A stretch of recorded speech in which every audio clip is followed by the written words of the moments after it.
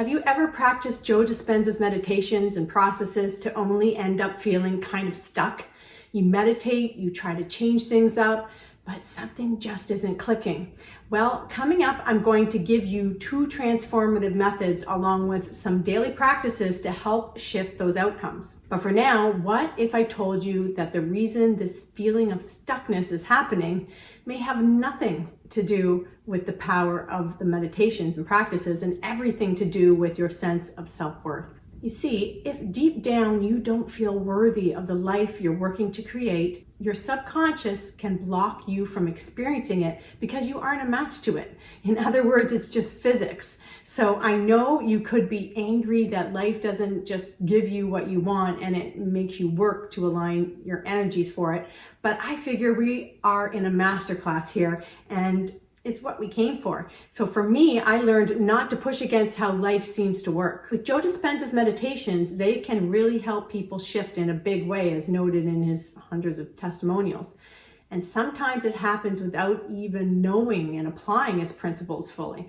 But Joe also discusses how even these big shifts in health and well-being can deteriorate if the person doesn't keep up with the formula, which includes managing their energy and beliefs, including feeling worthy to receive. So if you're looking to be in the flow of great outcomes, I have found that getting at a root issue, like your sense of worthiness, is super helpful. When you feel worthy, you trust life, that's big, and get out of its way. But when your identity is stuck in unworthiness, running the same old beliefs and programs, your body and mind may not believe it's totally possible to live as that new you, and then fear and the need to control, its best friend, can take over.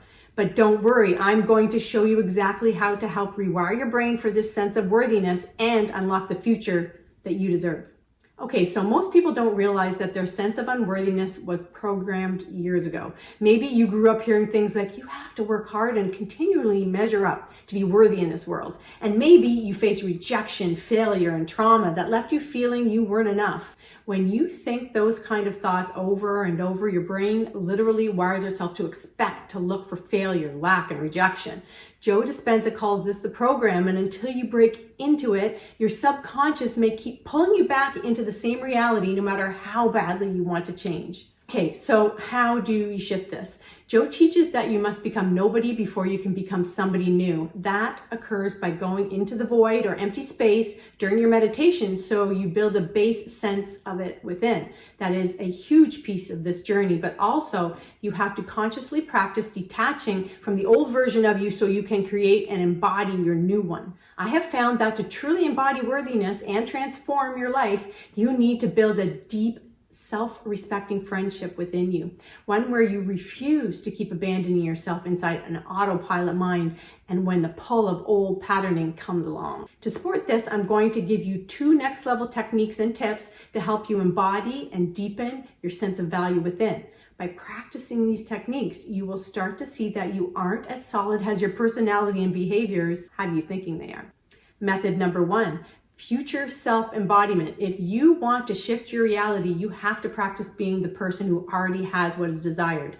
That idea may be nothing new to you, but I'm betting that you have a hard time embodying that you. You make the changes feel too big to the protective parts of you, and then those habitual parts cling on even tighter to that old you. Please know you have to start with something small and doable and show yourself that you can indeed shift things, then build from there. To help get the ball rolling, you can prime yourself to visualize that you by asking yourself, how would my desired future self think, act, and feel? Then practice living that way now. I've got to tell you actually that over the years, I've talked myself into being good at things that I had no business being good at. Like, I can absolutely say that the high marks I got in my undergrad statistic courses came from priming myself over several weeks as if I was someone good at math, because I can tell you I sure wasn't. And in fact, I was afraid of it and could have really dove into the fear and let it take me over. But instead, I refused to because I wanted the new me more than anything so badly. So basically, I had to get very passionate about change and possibility. Otherwise, I would have defaulted to the standard story about me and my mathematical abilities, or my lack thereof. I just lost my other light there, so we'll just keep going without it. So where did I leave off? Priming yourself, meaning continuously here and there throughout your days, acting, thinking, and feeling like that person, builds up and produces big changes in you. It teaches your brain to build the neural networks for what's coming. After a while, you will see that you are not broken or hopeless. You just need to become familiar with the mechanical activities of change. It's a mechanical thing. And then you can take action. Now here is a daily practice for this priming method. Every morning, take 3 to 5 focused minutes to ask yourself, what would my future self do today and how would they be? Then dress, speak, and make decisions as if you are already that version of you. Get playful, become a bit of an actor, and practice embodying the character. By doing this, it aligns your subconscious with your new identity and helps to dissolve the old programs. Method number 2, reparenting the inner child. Many of us have learned unworthiness as a kid, so we need to rewire those early programs. Your inner child is still inside you, waiting for unconditional love and acceptance. So it's time to become the parent you always needed. Now here are 3 daily practices to help with that. Number 1, place your hand on your heart and whisper, I am going to learn to be here for you. I won't be leaving you again like the world did. And number 2, write a letter to your younger self telling them everything they needed to hear. And number 3, when self-doubt arises, imagine hugging your inner child and reminding them that they have always been enough as is. So ultimately, JOE Dispenza teaches that your personality creates your personal reality. I bet you've heard that more than a few times. And if you keep thinking, feeling, and acting as the same unworthy version of yourself, your future just can't change.